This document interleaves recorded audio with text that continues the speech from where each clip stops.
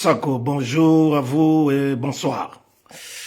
Mbotenabino, le Sako, Mibaramo, Bali. En tout cas, Bandeko Nyoso, Oibolanaka. Ya edi bolo mo greffe international, il y a peuple mokonzi, peuple souverain, le Sako Nabino, et Yenga Elamo, Oteye Mabuta Mabino. Bonjour ou bonsoir. Bokoto, Bokoto, Bokoto. Voilà. Le Sako. Mbote na bandeko na ngai nyonso. Bandeko na ngai banso. Ya République à démocratiser le Congo. Tozala ya kotelema. Tozala ya kotelema. Oyo balali pongi balamuka bandeko na ngai. C'est grave, c'est grave. Manso oyo tozali ko vivre na mboka wana. C'est grave. N'oubliez pas que nous avons affaire à des ennemis externes et internes. Tolobaka yango, mais mingi bazali na kobunga, mingi bazali submergé na ba émotion, na ba sentiment, sans savoir sur quel sein il faudra se vouer. Voilà donc, bandeko na ngai, tolekaka awa liboso na bino, pona kozongisa bato na nzela, pona ko conscientiser, ko mobiliser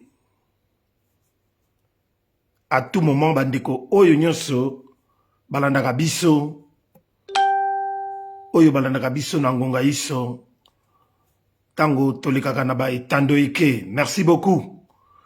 Merci d'être là, grâce Neema Camp, le Sako Nayo également, et bon dimanche. Nakati ya Jimania TV. Bandeko na ngai, j'ai pris ces quelques instants avant votre émission préférée. Il y a Fabrice Fabala, na PDG Mayala, Oyo, Tosalaka yango na Starnet TV. Starnet TV nde makambo. Chaîne Oyo, ezali elongo na Bokoto TV. Il y a peuple mokonzi, peuple souverain. Voilà bandeko na ngai. Na mwangonga oyo nazwi pona kosola na bino. Oyebisa bino makanisi na ngai ya lelo. Pourquoi? Parce que mboka na biso ezala pe ezali toujours en danger. Très en danger même. Na ndenge toza kokendela. Na ndenge toza komonela makambo. Donc il est grand temps que le peuple congolais nyonso ayeba ndenge nini akoki kosala, parce que la situation étant difficile, toza komona que bakambi ya mboka wana qui nous dirige par la force des choses, qui nous dirige par la tricherie, par la fraude massive, par les braquages électoraux, par les hold-up électoraux.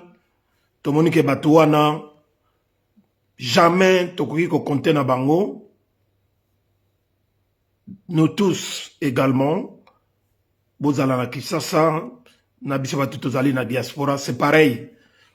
Batouana, ce sont des voyous de la politique, une bande de des voyous, des brigands, de médiocres, des traîtres, Oyo, Mutu Oyo Azali en tête, c'est Félix Tshilombo Tshisekedi, qui est l'un des mafieux, Oyo Azali ko diriger mboka wana, na Moyibi, na Lokuta, donc il va falloir trouver des solutions pour les stopper. Voilà, donc Jean-Louis Mundele Abangwandi Mibaramo, Roger Bamokande Bale, Marius Bayende, Losako Nayor, Moto Oyo Aleki Bibende ya Tour Eiffel na valeur, Bokechua Yambo, Général de Gaulle, le commandant Isso, il y a Younes Banz, Losako, Papa Tom, Maman Nabiso, Yabitumba, Maman Nabiso, Brigitte Mongala, Maman Mongala, Vero Kelani Losako, Maman Nabiso Déboulonné à Déboulonné TV Losako, Maserati, la Maserati qui pavita, Yayo Yangona, merci. Merci d'être là. Maman Kenny Amusoko, FR. Nous sommes ensemble. Léopold Mafuta, Léo en direct de Mons. Merci d'être là. Merci beaucoup. Bandekonangai, kaka ndenge tolobaka na peuple mokonzi. Soki tomoni kokoso il faut koloba, mais lelo na ye vraiment pona ko motiver bino, ko conscientiser bino lisusu. Et puis ko rappeler bino, ko remettre bino à l'ordre, ko tchak bino vraiment dans zela. Boyeba qui est notre ennemi, qui ne l'est pas, parce que Mboko Nabiso est allé victime, il y a richesse na yango. Voilà, donc bandeko nangai,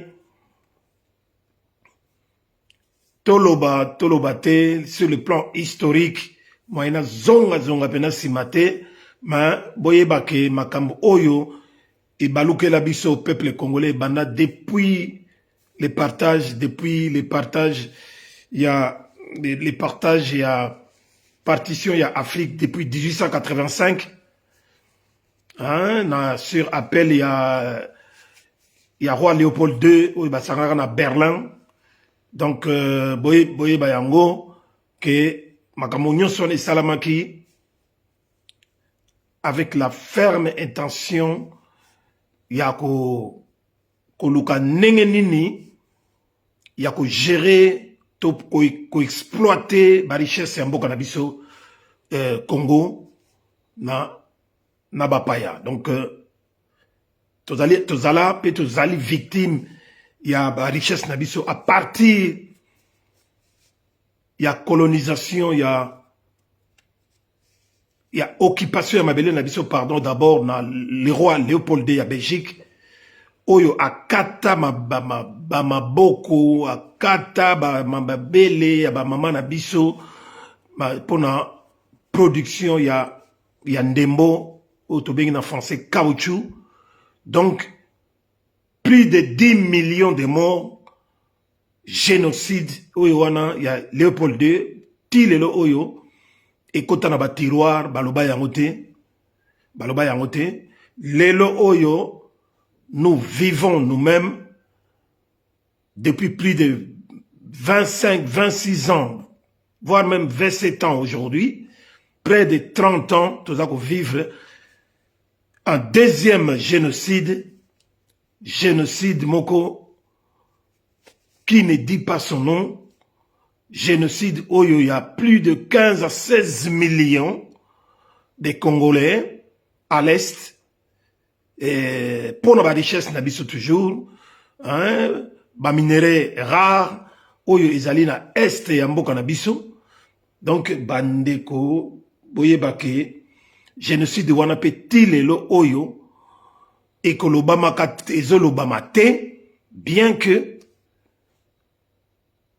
la ONU a investigué, a sala banquette, et que il va falloir normalement installer un tribunal pénal international na mboka na biso pona kokanga kosambisa banguna oyo tobengi ba Rwandais ya Paul Kagame na ba Ugandais ya Museveni na banguna oyo ya intérieur ba dirigeant intérieur kobana na Hippolyte Kanambe alias Joseph Kabila ti lelo oyo na Félix Tshisekedi Tshilombo nenge baza ko continuer ko bomisa peuple na biso lelo oyo tosi toleki 16 millions tokomi ko kende toza ko landa siko ba 20 millions ya bato baza ko kufa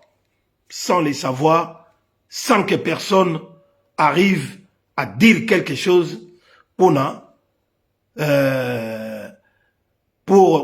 intervenir, pour lober la biso, ne fils que lober la biso ya pamba, ya ngano bomoni, bande ko belé, na effort oyo to sali, ya résistance, to panzi sango, to kabi sango, mokili mobimba lelo oyo, et telemi, hein, la jeunesse est maintenant là, pona ko sala, ko zoa relève, na bitumba oyo, de partout dans la diaspora, nenge moko pe na mboka na biso Congo, Kinshasa pe ba telemi, ba komi ko telema na makambo oyo, nous continuons à encourager cela parce que il est temps que peuple wana soki asi à comprendre yango, il faut au téléma, on n'aura plus de temps à perdre parce que plus toza ko vanda, plus Félix Tshilolo, Félix Tshisekedi, Oyo, azali na pouvoir sans pouvoir, ya moyibi, ne continue à faire qu'à sa tête et aligner à marcher sur le pied de tout le monde. Donc, il faut que tellement pour na ko stopper na ndenge ekoki bandeko na ngai boye bake bien évidemment Hippolyte Kanambe aza na responsabilité numéro 2 après na simaya ya Paul Kagame ndenge ayaki ko sala passation de pouvoir entre guillemets sans effusion du sang na Félix Tshilolo, oui, mais croyant bien faire peuple congolais, bino bozakaka na question oyo ezako sala biso pasi peuple congolais aza trop sentimentaliste, trop émotionnel, bakambutu bamona kaka bien kokumisaka ba politicien kokumisaka bango kokumisaka ba musicien sans se rendre compte que batu wana nde bazoboma biso. Le fait kaka oyo Hippolyte Kanambe apesa ma solo ya mboka na biso na maboko ya Félix, il nous a rendu un mauvais service oyo tokobosanaka yango jamais pe tokolimbisaka yete. Parce que Félix aza mutute, un petit démon démoniaque, il y a un niveau oyo, tokoki ko comparer yango te, parce que nan to monate ke, mwana mboka, botikaye, asala 5 ans nanu, akobongisa bona, lelo oyo to sikiwa. Félix a yawana pona ko protéger Hippolyte Kanambe, pona ko protéger ba intérêt ya ba Rwandais, ba Rwando-Ougandais, pour protéger ba intérêt ya ba protéger ba intérêt ya ba communauté internationale, ya ba mafieux ya communauté internationale. Lelo oyo aza ko continuer ko protéger yango puisqu'il ne va pas changer. Il sait très bien que sa responsabilité est totalement engagée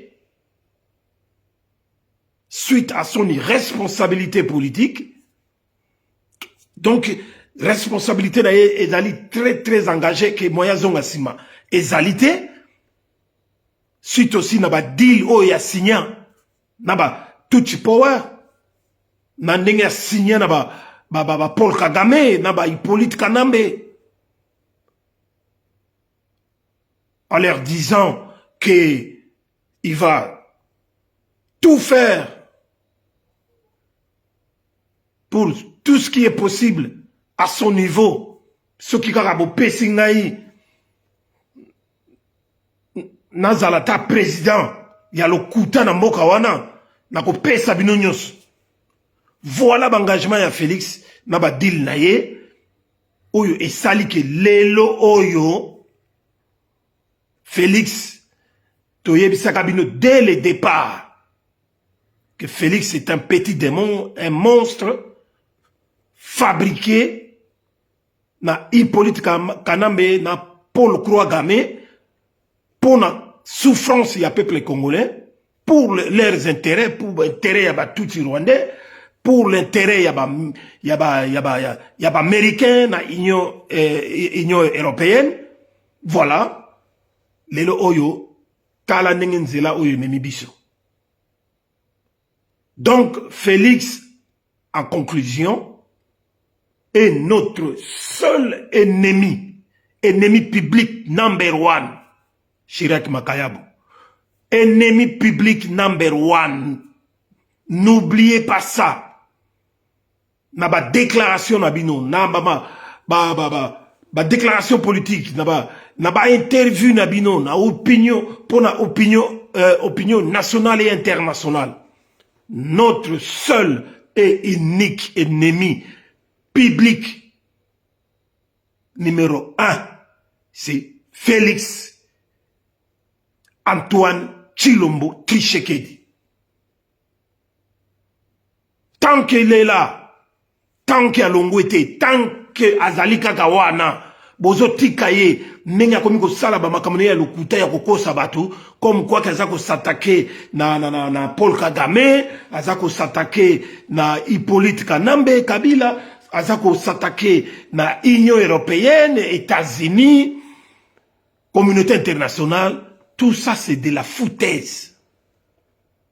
Lokuta monene, bolanda wana te peuple congolais. Et lo kona yewa sabino yango na tongo na journée ya lelo. Bolanda wana te, Félix mange avec les diables. Félix mange avec les loups. Félix azalaka na bisote, pe ya kozalaka na bisote.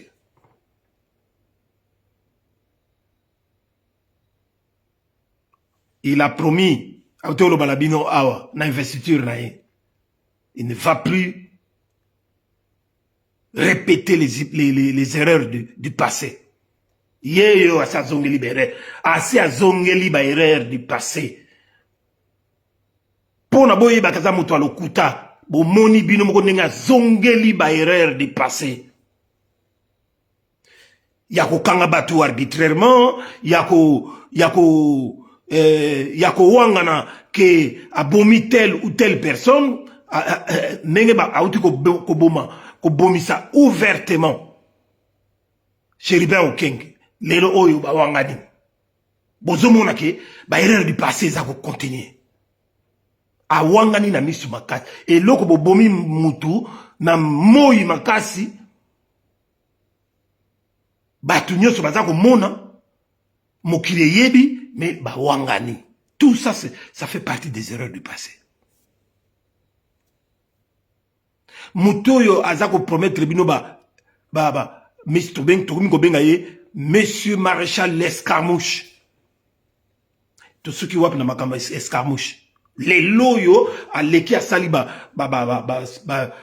de presse na ye, nini na mouyaya, boyo ki ba réponse. C'est que toi sabinoni. Mutu oyo asalaki erreur biso to croyant to kansaki asalaka erreur mais il confirmer bino lisusu que Banyamulenge ba M23 ce sont des Congolais kaka na point de presse basaki comment il s'appelle encore porte-parole na Yohana Mouyaya. Vous vous rendez compte de cela? Est-ce que chez nous, en RDC, est-ce qu'il y a eu seulement une tribu ou une ethnie toute si n'attend pas la biche? Jamais, au grand jamais. Donc, Félix Tshisekedi, maréchal Escarmouche, continue à mentir, à vous mentir, à trahir. Et puis trahison à comment il arrive à défendre les intérêts de tous Rwandais, les intérêts des Ougandais, les intérêts de la communauté internationale. Eh bien, Azoya Siko, Azope Sabino facette, Yakolobake, Botelemela, Azako Tinda Batunaye, pour Batelemela la communauté internationale. Est-ce que c'est la communauté internationale, Amérique, Union européenne et tout ça, on va empêcher Félix, à Bongisambo Kanaï, ce qui a l'inarabino congolais. Bango va empêcher ya Bongisambo Kanaï. Mais posez-vous la question de savoir pourquoi Félix, depuis 5 ans, où il y a Zalaki Wana, malgré pouvoir sans pouvoir, comment il n'arrive pas à appliquer ses décisions? Pourquoi il n'arrive pas à prendre de grandes décisions? Nenge Mokona Ibrahim Traoré, na Burkina Faso, nani, Simi Goïta, na Mali. Pourquoi il n'arrive pas à prendre de telles décisions? S'il était vraiment patriote, s'il était vraiment amoureux de son pays, et s'il était vraiment commandant suprême ou chef de l'État, il y a République à démocratiser du Congo. Ça prouve à suffisance que Azana, pouvoir mon côté,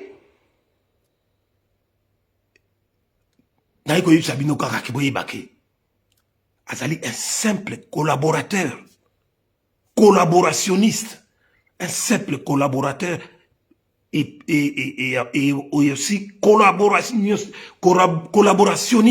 Il y a Paul Kouagame, il y a Tutsi Power. Parce que le véritable gérant, il y a République à démocratiser du Congo, c'est Paul Kouagame, de Kigali, du Rwanda.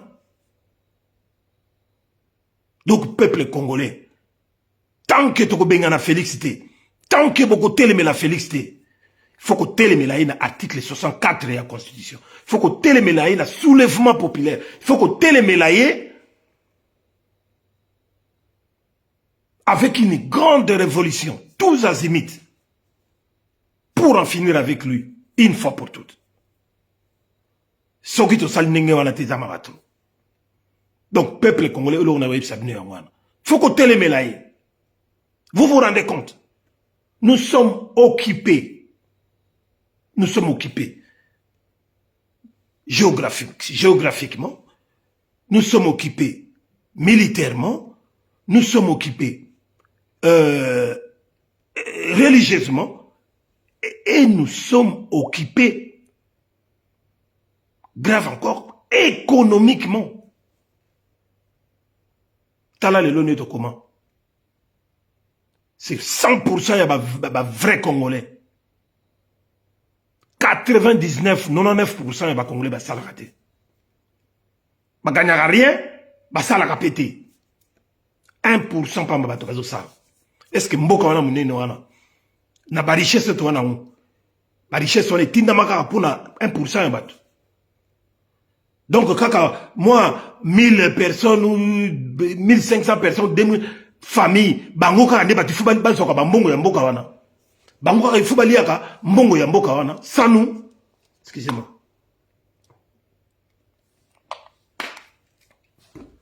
mboka wana eza ya famille Tshisekedi hein tala depuis plus de 20 ans. Depuis plus de 20 ans. Les autres commissions qui fait 7 ans sont combien? Komona or, komona moi diamant, biso ba oyo, biso ba Congolais, toko mona yango te, na miso, ko simba ngobe bona liboko. Donc biloko on a tout, et comment nango ya ba Rwandais. Et comment nango ya famille Tshisekedi. Bango ka batu bana droit ya kozala ba carré minier. Ba matière première wana. Et ça nango kaka ya ba chinois, ya ba libanais, ya ba indien, ya ba américain, ba français, ba belge, ba anglais, ba canadien. Donc biso ba oyo toko ko mona yango te. Biso ba oyo toko profiter nango te.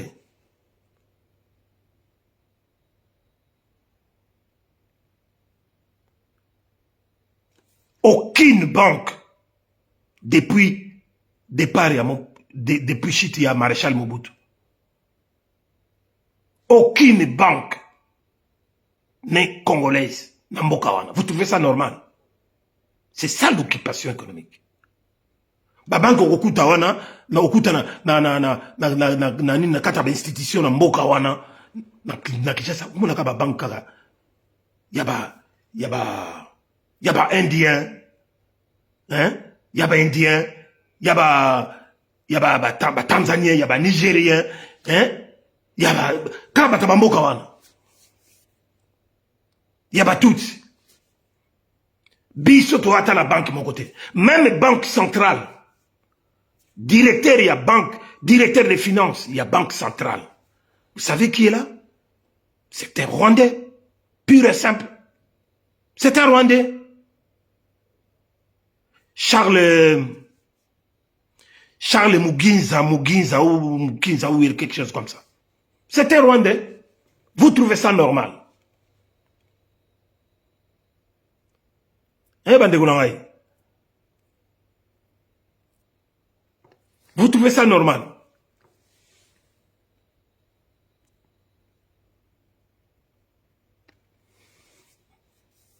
Aucune banque n'est congolaise. Banque moko teza congolaise. Voilà, pardon. La banque tout est à l'étranger. Donc mbongo na biso la banque centrale muto azako gérer à c'est rwandais. Charles Muginza.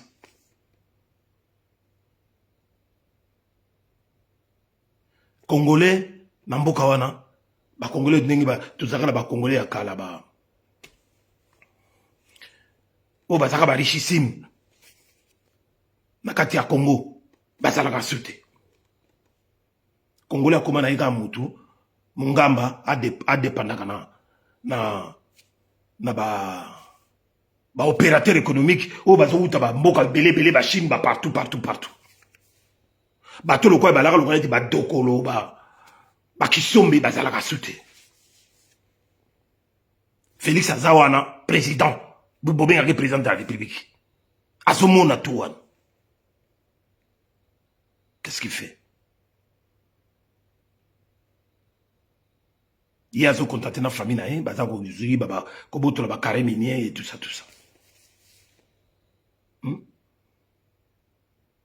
Bato bazako ba vrai receleur. Oyo bazako bazali ko receler matière rare, matière première rare. Il y a haut niveau. Le col ba néobium, ba tantal, ba coltan, ba cobalt. Oyo ezali ko sala ke révolution technologique oyo ya mikolo yo ya futur ba biloko wana. Tout ezobima ebima na Rwanda, ezoke na Rwanda. Pourtant Rwanda ezali enclavé na kati ya Afrique. Mais tout passe par le Rwanda. Pour mon amutema mabe ya Félix, jusqu'à aller chercher un carnet d'adresse soi-disant, et pas il y a Paul Kagame. Et qui se permet de tout donner à Paul Kagame pour, soi-disant, avoir la paix à l'Est. Ce qui n'est pas vrai. Ni n'y a pas cité à Paul Kagame.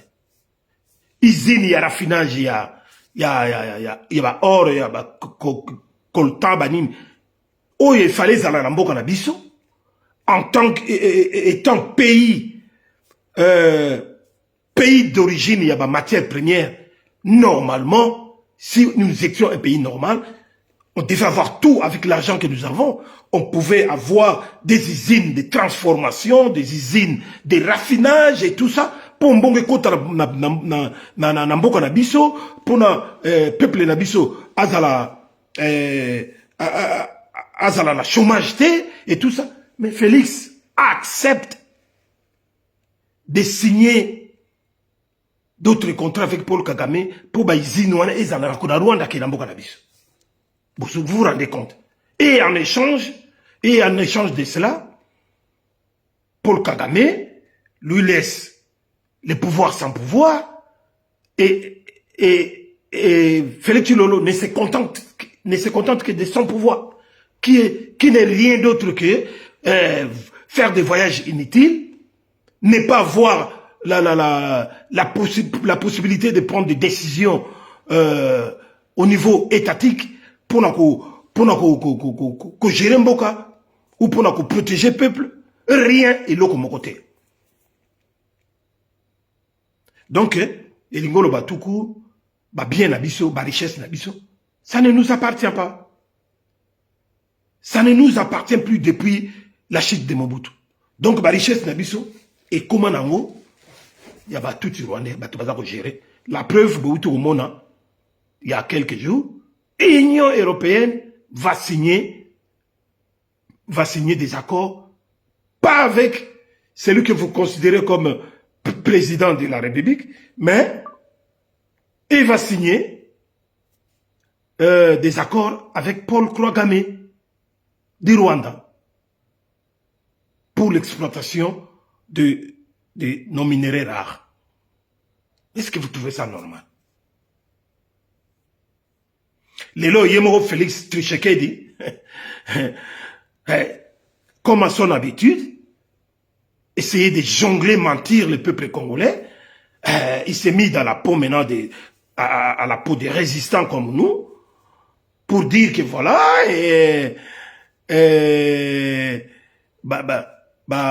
minéraux nabiso proviennent de chez nous, et comment voulez-vous Paul Kagame, c'est les Rwanda qui signent des accords avec l'Union européenne, et patati patata, pour bannir tout ça, à comment qualifier Rwanda de Paul Kagame de voleur et machin et tout, pendant qu'il essaie lui-même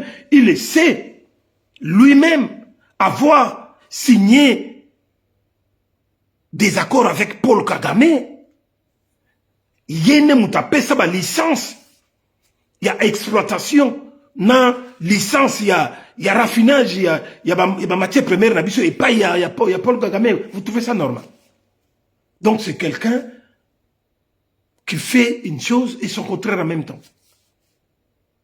Tala ninga za umema bat na bulu yeke. Ya ona webisa yo, ya na webisa bino et puis na webisa yo Félix. Ne croyez pas pouvoir faire un dédoublement. Il y a résistance à un combat, la diaspora. Parce que lelo oyo, to yebi déjà na l'ambassade na yo awa, par le canal, il y a Christian Tshisekedi, vous avez financé un groupe de gens qui sont en contact avec vos ambassades ici pour nous désorienter jeunesse où ils ont prendre relève. Il y a des gens qui sont beaucoup pour na épargner yo tout critiquer ma belle na yote tout loba trahison na yote. Tout le trahison, nous avons trahi le peuple, nous avons trahi notre pays. Mais tu te fous les doigts dans l'œil. Biso toko continuer kolobayango partout. Partout il y aura une marche, partout il y aura une manifestation. Toko lobela yango, parce que tu es le plus mauvais de tous. qui est l'ennemi public numéro 1, l'ennemi interne, il y a le peuple congolais na katia, il y a mboka wana Congo. Voilà, donc,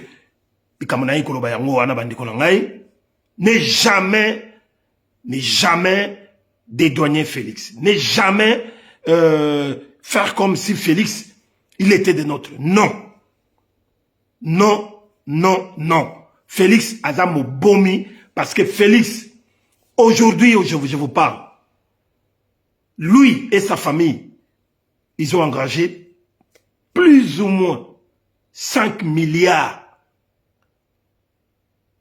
de dollars. Naba Dubaï, naba Mauritanie, naba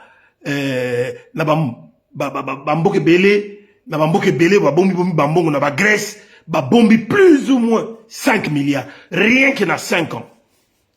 Oyo Basali. Babombi.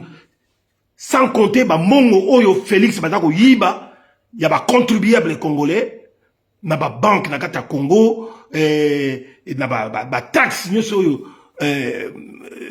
des impôts, il y a des yiba dans le Congo. Il y a des détournements dans les institutions. Sans compter cela. Félix Tricheke de Ozomona. Et puis il y a Kabitou, dans les étrangers. Combien de tonnes et bimaka chaque jour na ba frontière oyo kabola biso na Rwanda. Combien de bimaka na ba Kasumbale Sakunda na banini. Des tonnes et des tonnes. Oyo ezako kenda. Bref, nyonso wana iko silate. Iko silate parce que notre terre est bénie. Biso Olingate, nous allons recouvrer notre dignité. Donc, pour récupérer, nous allons nous réapproprier notre pays. Voulu ou pas. Donc, puis yo, Tricheke dit Félix, tu vas prendre la poudre d'escapade. Osa la peine à chance à Rokima. Osa la peine à chance à Rokima. Voilà, Bandikonanga, Kamnaï, Kolobayangwana. Shirakoma Kayabo, l'entrepreneur, merci d'être là. Grâce Nema Kamwenya, merci d'être là. Partagez les directs, s'il vous plaît. Je voudrais souhaiter une bonne guérison à notre frangin, grand réalisateur, Blaise Landana ya Blaise. En tout cas, bon prompt rétablissement. Moi, passe aux Alina Yango. En tout cas, bon dimanche et une bonne guérison. Voilà donc, Bandekonangai, oh, Nazaki Nango pour la loba, Yango na Suki Awa. Je dois prendre la route. Partagez énormément les directs. Dans le Bikaka Oyo, il fallait tout loba. Ben, voilà donc, Félix Bolanda été. À Komika Koko, c'est la communauté internationale. À Komika Luka, deuxième bouc émissaire pour dire que, Oléa Sala, gouvernement naé, Oléa Babimisa gouvernement, à Komika Luka, deuxième bouc émissaire pour 5 ans élégué à la Kanambe, Kabila, Kanambe comme bouc émissaire. Mbala Oyo Ndesiko Balingbazo comme bouc émissaire, communauté internationale. Bo Salandé. Bo Lukaki, bo Lingi bo gouverner pendant 10 ans, 30 ans. Bo Salasiko, bo Laksa, peuple wana. Nous, je vous mets en défi. Bo Laksande, peuple wana. Ke, bo Lingaka mboka wana, et que bo sali la mboka wana. Bo tika lo kutaya, ko saka peuple. Hein? Bien ko saka peuple lelo oyo tokoma na bato lokola ba Augustin Kabuya, hein, moi na pétrole oyo bolinga ka botiaye parce que chintu il faut ka botiaye parce que azamuluba et bona boye toujours le même système, hein, même système que de tout power. Un président doit toujours chercher un plus faible que lui. Donc, yo le gros appelle tribaliste. Le gros a même ma division. Il faut que moi na mugo ya moluba po au contrôler. Boyebiti na Félix. Tango azongeli ba erreur na ya ba voyage. Ça fait déjà 8 voyages à tout ça là. Juste après investiture na ya, 8 voyages déjà ça sali. Nan kutu gouvernement bimité année ya kaka bandi 8 déjà ça sali déjà. 8 ou 9 voyages à sali. Bon mutu ani wala ko changer ndenge. Na berere na ye ya passé. C'est un escroc, un tyran, un escroc, un traître à qu'on l'acheter, à qu'on ticater. Donc, il ne faut jamais avoir confiance à cet argument-là de Félix. Félix a qu'on ticater. Bimisande gouvernement. Ça fait plus de 2 mois. On a 3 mois. C'est